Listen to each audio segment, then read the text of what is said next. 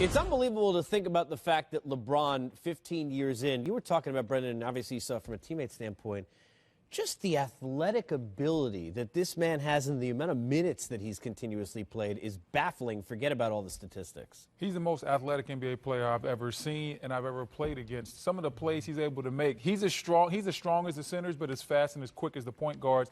That's what's made him so good throughout the history of his NBA career, is that he's been able to do so much, dominate so many different ways, scoring, rebounding, passing, and then those athletic plays. Smitty, I remember some of the lobs. LeBron used to catch lobs in the air, turn them backwards, and then reverse dunk it. Like, amazing. He'd get the whole calves above the rim back in the day. And so it's amazing to see how athletic he is.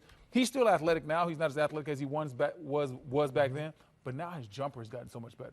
Like, statistically, this is probably his best season. So it's amazing to see the athleticism has gone down slightly, but his game has continued to go up and has continued to grow. One of the best that's ever done it. And that's what's amazing to me. His game is still growing, and he's still, what I saw the stat, third in the league in minutes, still winning. Starting to knock down the jump shot with more efficiency and also being more comfortable. You play with him, he's never looked this comfortable. He's always made some tough shots and made some big shots, but now he has that little rhythm. He's walking into threes. His free throw percentage is going up. And that's the one thing is I look at a guy at his age to have some of the hardest things to get better at. He's starting to get better at him. And that's amazing to me. And it still looks like he has another 3 years to be at somewhat of this level. That is very scary. And the last thing I'll say is people focus on stats all the time. The adjustment of his game. He can have games where he sees a teammate is involved and hot, just feed him the whole time. We've seen him, because no IT and no Derrick Rose a lot of the year, take over. First quarters where he's jumping out, scoring 16, 17 points. I don't think people take into account. He could really almost have, right, any kind of game he wants when he gets out on the floor. And that's what you love about him, B-Wood. He can dictate the pace and tempo of the game. I mean, and his IQ of the game is he understands what his teammates need, what players need this. And then, oh, by the way, I'm a pass first, love to get you going, Casey, and I still average 28 points.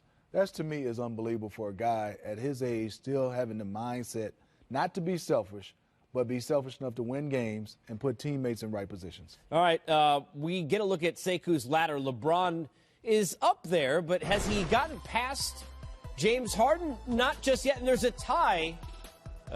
We can embrace all sorts of debates now, the whole KD-LeBron saga of, hey, they're both really good. Let's just stick with that.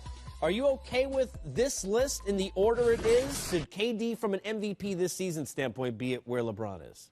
I would flip-flop KD and LeBron. I think I have KD solidly at number 2, and LeBron is gaining on James Harden if Houston continues to lose. So I have James Harden. I would have James Harden number 1, then I would flip-flop LeBron in front of KD. I have LeBron number 2. It wouldn't be a tie. LeBron be number 2, then KD, then Kyrie, and Giannis. So yeah. I like the list, but I would just flip that. I think LeBron's having that good a year. Before the Boston-Washington game, I had Harden 1. But obviously this list, when Sekou came out before this game.